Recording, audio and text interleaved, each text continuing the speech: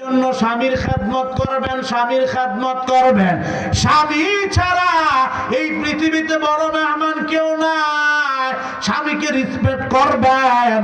আমার আল্লাহর রাসূল বলেন, যদি কোনো মহিলা মারা যায়, স্বামী যদি বলে, ওগো আমার আল্লাহ, আমার স্ত্রীর প্রতি আমি 100 ভাগ সন্তুষ্ট, আমার আল্লাহ বলেন ওই মহিলার জন্য আমি আল্লাহ তার জন্য জান্নাতের সুসংবাদ দেই। সুবহানাল্লাহ বলেন। এখন আমরা যারা আছি, আমরা বুকে হাত দিয়ে বলতে পারবো আমার স্ত্রীর প্রতি আমি 100 ভাগ সন্তুষ্ট? বলবো? পারবো? যদিও পারি মায়ের ডরে, উপায় নাই। বাইরে গেলে কেঁচা একটা ভিড়ে মাটির পড়তো না। কথা কান ঠিক কিনা? বলতে পারবে না এই বর্তমান যারা আছেন আপনার ওয়াইফের প্রতি সন্তুষ্ট? ভয়ে বলতে হইব, কিছু করার নাই। আমিও ভয়ে বললাম সন্তুষ্ট। যাই হোক মুসলমান ভাইয়ারে আমার, খাদিজাতুল কুবরাকে কেন সালাম জানাইলেন? উল্লেখযোগ্য কারণ তিনি অতি স্বামী ভক্তি ছিলেন। স্বামীর জন্য তিনি মক্কার এলাকার গণ্যমান্য ব্যক্তিদেরকে ডাক দিলেন।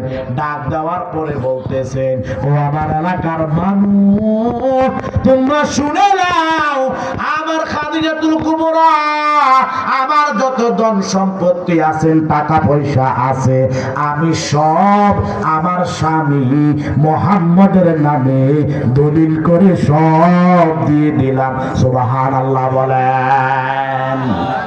এই ওয়াজ শোনার পরে বাড়িতে যায় কোন যে বিবি সাহেব, তুমি যে বাপের বাড়িতে একটা মুরগি আনছিলা 300 টাকা, মুরগিটা বিক্রি করে দাও, আমার টাকার দরকার। বউ কবো খায়া কাম পাইছে না, বাহের বাড়িতে মুরগি আনছি তারা দেওয়ার লেগে। কথা কান ঠিক কিনা? এরকম আছে না নাই?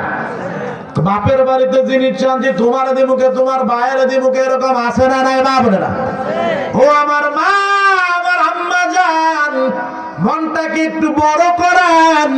আমরা পুরুষ যারা আছি, আমরা বুকে হাত দিয়া বলতে পারি, আমরা আমার শ্বশুর শাশুড়িকে, আমি আমার শ্বশুর শাশুড়িকে যেই পরিমাণ রিসপেক্ট সম্মান করি, এর 10 ভাগের 1 ভাগ যদি আমার বউরা আমার মা বাবারে করতো, খোদার কসম লাগে আমাদের সংসারটা অশান্তির সংসার হইতো না। কথা কোন ঠিক কিনা?